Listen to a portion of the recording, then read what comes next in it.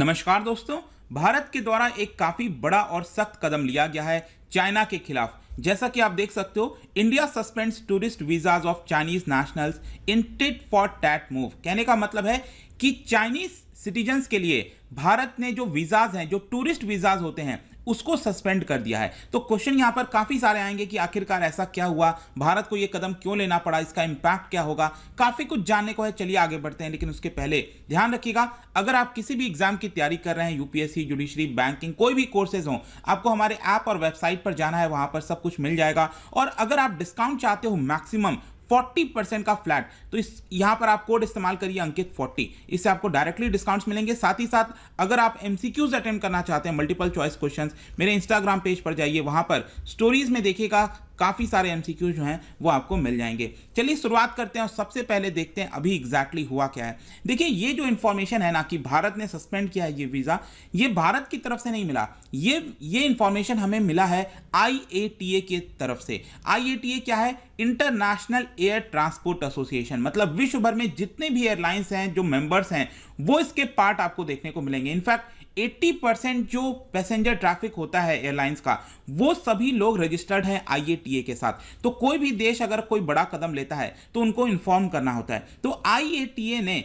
जितने भी बाकी के मेंबर कंट्रीज हैं, जो कैरियर्स हैं, उनको ये यहां पर इंफॉर्मेशन दिया है कि भारत की तरफ से जो चाइनीज नेशनल्स के लिए टूरिस्ट वीजा है वो सस्पेंड कर दिया गया है। मतलब पहले भी अगर हमने जारी किया था टूरिस्ट वीजा, उसको भी सस्पेंड किया जा चुका है। अब कोई भी चाइनीज सिटीजन्स टूरिस्ट वीजा के बेसिस पर भारत एंटर नहीं कर पाएगा। देखो, जो डिप्लोमेट वीजा वगैरह होता है वो तो चलता रहेगा जैसे चल रहा था, लेकिन स्पेशली जो टूरिस्ट वीजा होता है, जो भारत के अंदर आते हैं, और आपको पता ही होगा टूरिस्ट वीजा सबसे पॉपुलर वीजा होता है, एक सरल तरीका होता है जो आप किसी देश के अंदर आ सकते हो, वहां ट्रैवल कर सकते हैं। जाहिर सी बात है, आप बिजनेस वगैरह नहीं कर सकते टूरिस्ट वीजा से, लेकिन एक काफी पॉपुलर मेथड होता है किसी देश में जाने के लिए। इनफैक्ट अगर मैं बताऊं तो जो IATA है, उन्होंने क्या बोला है, उन्होंने 20 अप्रैल को एक सर्कुलर जारी किया और यही बताया कि जो टूरिस्ट वीजा इशू किया गया था भारत के द्वारा चाइनीज नेशनल्स के लिए, उसको रद्द किया जाता है। इनफैक्ट यहां पर आप देख सकते हो भारत की तरफ से ये बोला गया है, भूटान है, इंडियन सिटीजन्स हैं, मालदीव्स के सिटीजन्स हैं, नेपाल के सिटीजन्स हैं, वो भारत एंटर कर सकते हैं। या फिर किसी के पास OCI कार्ड है, PIO कार्ड है, या फिर डिप्लोमेटिक पासपोर्ट है, वो भी एंटर कर सकता है। लेकिन टूरिस्ट वीजा वाले जो लोग हैं चाइना के, वो यहां पर भारत नहीं आ सकते। इनफैक्ट यहां पर यह भी बोला गया, अगर भारत ने 10 साल का टूरिस्ट वीजा किसी को इशू किया था, वो भी हम यहां पर सस्पेंड कर रहे हैं। और जैसा मैंने बताया, IATA ये ग्लोबल एयरलाइंस बॉडी है जिसमें 290 मेंबर्स आपको देखने को मिलेंगे, और ग्लोबल एयर ट्रैफिक का 80% यहां पर कॉम्प्रोमाइज करता है। इसके अलावा यहां पर आप जो सबसे इंपॉर्टेंट क्वेश्चन है वो यही आता है कि ऐसा भारत की तरफ से क्यों किया गया। मतलब कोई तो कारण होगा, ऐसा तो है नहीं कि हमने जानबूझकर ऐसे कर दिया। देखो, प्रॉब्लम क्या हुआ था कि 2 साल पहले जब पैंडेमिक स्टार्ट हुआ था चाइना से, पता ही है आपको, वुहान से ये सारे जो वायरस वगैरह निकल कर आए थे, उसके बाद क्या हुआ कि इंडियन स्टूडेंट्स जो कि चाइनीज यूनिवर्सिटी में पढ़ते थे, और इनकी संख्या मैं आपको बता दूं करीब 22,000 के आसपास देखने को मिलती है, ठीक है। तो 22,000 से भी ज्यादा जो इंडियन स्टूडेंट्स हैं, उनको भारत वापस आना पड़ गया था। जो यूनिवर्सिटीज में वो तैयारी कर रहे थे, पढ़ रहे थे, वो सब कुछ छोड़कर भारत आना पड़ा था। लेकिन अब क्योंकि कोविड पैंडेमिक थोड़ा सा नॉर्मलाइज होता जा रहा है, विश्व भर में आपने देखा होगा यूनिवर्सिटीज खुल चुकी हैं, लोग वापस जा रहे हैं, जो रेगुलर जो जीवन होता है वो अपना व्यक्त करने की कोशिश कर रहे हैं। लेकिन प्रॉब्लम क्या है, चाइना जो है वो इंडियन स्टूडेंट्स को नहीं ले रहा है। जी हां, अभी भी बहुत सारे जो इंडियन स्टूडेंट्स हैं, 22,000 से ज्यादा, वो भारत में ही अटके हुए हैं। वो चाइना नहीं जाने दिया जा रहा है, चाइना उसको अलाउ नहीं कर रहा है। और ये एक कारण आप कह सकते हो, क्योंकि भारत की तरफ से बार बार चाइना को रिक्वेस्ट किया गया था कि ये स्टूडेंट्स के भविष्य का सवाल है, राइट। तो यहां पर आप उनको अलाउ करिए, और जो यूनिवर्सिटी स्टार्ट हो चुकी हैं वहां पर वो स्टूडेंट्स वहां पर जाकर पढ़ सकते हैं। लेकिन चाइना इसको अलाउ नहीं कर रहा है।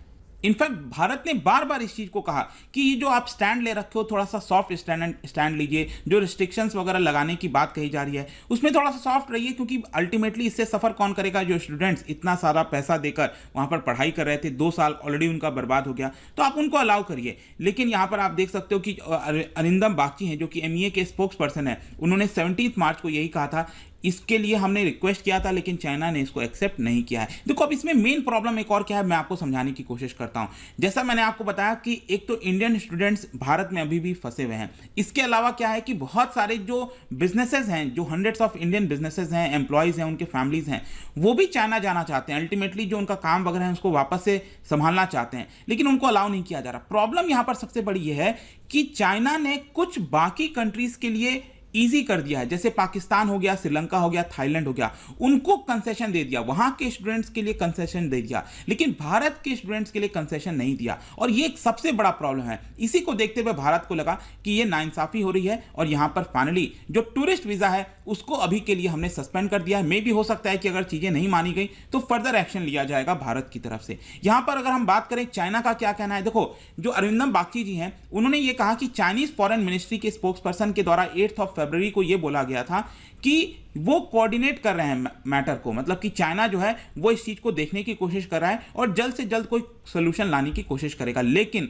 अभी तक चाइना की तरफ से किसी भी प्रकार का रिस्पांस नहीं आ पाया है, एक ठोस कदम नहीं आया है, कोई प्लानिंग नहीं आई है कि वो जो स्टूडेंट्स थे उनको वो कैसे वापस लेंगे और कैसे वापस जैसे जो है पढ़ाई जो है वो स्टार्ट हो सकेगी।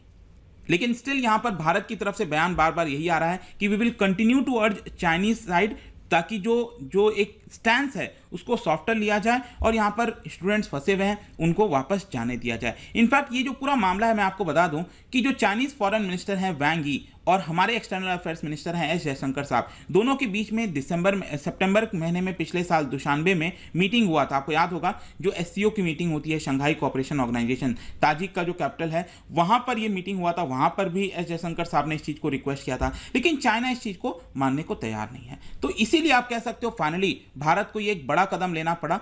अब देखते हैं आगे क्या होगा। लेकिन मैं आपको बता दूं कि चाइना के अंदर भी सिचुएशन ऐसा नहीं है कि कोई बहुत अच्छा है। इनफैक्ट स्पेशली जो शहर है उनका एक काफी बड़ा इकोनॉमिक कैपिटल आप कह सकते हो चाइना का, शंघाई में अगर आप देखोगे तो बहुत तेजी से कोविड जो है रिसेंट टाइम्स में स्प्रेड हुआ है। उसकी वजह से बहुत सारे जो ह्यूमन राइट्स वॉयलेशन है, जैसे कि लोगों को घरों के अंदर बंद कर दिया गया, वहां पर जो बैरियर्स होते हैं, जो लोहे के रॉड वगैरह होते हैं, उनके दरवाजे पर लगा दिया गया है ताकि लोग घरों से बाहर ना आ पाए। इसको लेकर बहुत ज्यादा आक्रोश देखने को मिला। वहां का जो सोशल मीडिया है आपको पता होगा, दैट इज वीबू, वहां पर लोग काफी ज्यादा नाराज हैं, गुस्सा है कि ये ह्यूमन राइट्स का मतलब जिस तरह से डोमेस्टिक एनिमल्स को बंद करके रखा जाता है पिंजरे में, वैसा यहां पर दृश्य सोशल मीडिया पर शेयर किया जा रहा था। देखते हैं आगे क्या होता है। क्या ये जो कदम लिया गया है भारत के द्वारा, क्या चाइना इस चीज को वापस से मानेगा और स्टूडेंट्स को अलाउ करेगा या फिर कोई प्लानिंग बताएगा, देखना होगा वो तो आगे चलकर। लेकिन जाने से पहले एक इंटरेस्टिंग क्वेश्चन, क्योंकि हम वीजा वगैरह की बात करें, यहां पर मेरा एक क्वेश्चन है सिटीजनशिप से रिलेटेड। आपको पता होगा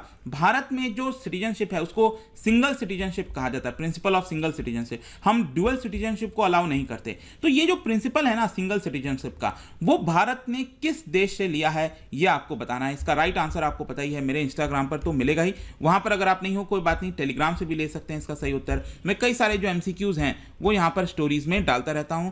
इसके अलावा अगर आपको पीडीएफ चाहिए तो टेलीग्राम पर आइए, अलग अलग सोशल मीडिया पर भी आप जुड़ सकते हैं। साथ ही साथ जैसे मैंने बताया, किसी भी एग्जाम की प्रिपरेशन कर रहे हैं, यूज दिस कोड अंकित 40 से आपको डायरेक्टली डिस्काउंट मिलेगा। आई होप की वीडियो आपको पसंद आया होगा। मिलता हूं आपसे next time. Till then thank you very much, see you soon.